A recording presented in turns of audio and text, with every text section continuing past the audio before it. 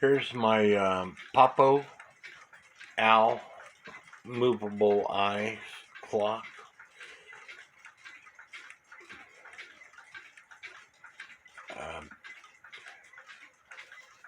It quit working and I had to adjust the birch and crutch assembly. But here's the back of the clock. As you can see, the eyes, a lot of like the Mican clocks, the wire that comes down in this wire has to be just right.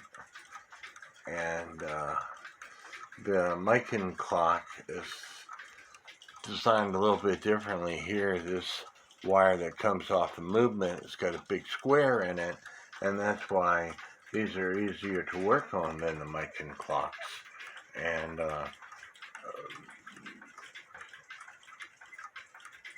watching the birch assembly, if the right side of the birch, if the clock stops and the right side of the birch is touching a tooth, then you want to bend the crutch assembly, the leader assembly, to the left. And you bend it opposite of the tooth that it's touching.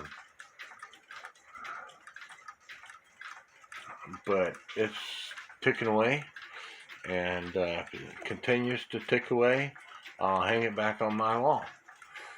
I hope y'all like this video. Please hit the subscribe button. God bless.